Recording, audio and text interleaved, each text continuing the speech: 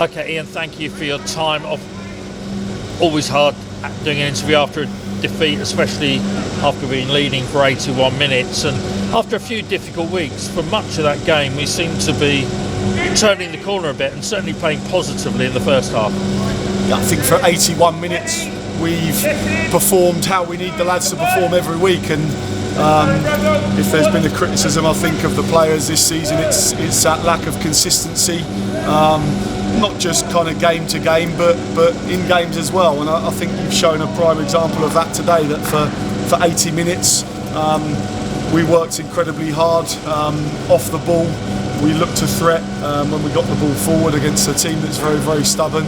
And it was that typical, although it was in the trophy, that typical kind of tight National League game, which we probably just about edged and deserved to be in front. And I think the substitutions have made a massive impact on the game today, both for us in a negative way and for Yeovil in terms of the quality of Adi Youssef and Josh Staunton and Jordan Bartlett that have come off the bench and changed the momentum for them. And I think where we are at the moment, we can't afford to lose players like Kretschmar, Ince and Tyreek Johnson from that starting 11 and continue to be on the front foot. I think it then became quite difficult. We got pinned in and when it got past 80 minutes, then you're kind of changing your mindset to, right, can we limit them in terms of chances? Can we defend the box properly? And can we try and maybe get up the pitch and retain possession to get us out? And unfortunately, when the first goal went in,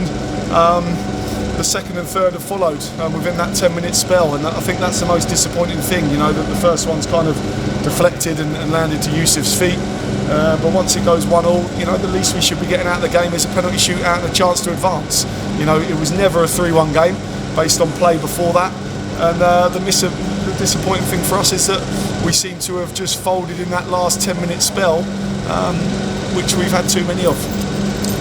And going back to the beginning, the actual formation, Josh Casey in midfield, was that a tactical change or was that lack of bodies in the squad, or what was the thinking there?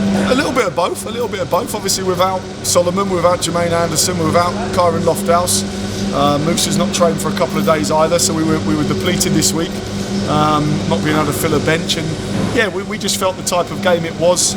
Casey's kind of energy and combativeness in there, we knew it'd be quite a battle in the centre of midfield, and we felt probably it needed more of someone of his type that was going to kind of chase around and put them under pressure and those sort of attributes. We thought it was important, and again, for the most part, it kind of worked. And as it turns out, it's not been enough on the day, and massively disappointing day.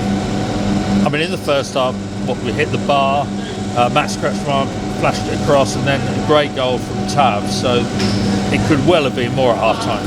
It could have been, maybe should have been. Yeah, listen, they're a team, I think they've only conceded 15 goals in the league. They're their second best defence in the league, so they don't give up a lot of goals or chances really. But I thought, we got in, we were hurting them in that first half period. I thought the deep runners, sliding balls into the channels especially, which were things we talked about, and we had them on the back foot. I think, Darryl will probably admit that. We had them really pinned in, which is hard to do again when you're playing Yeovil on their home pitch, because they're normally very, very aggressive and full of energy. And I thought, we certainly had the best of that spell. And then second half, it became a bit bitty.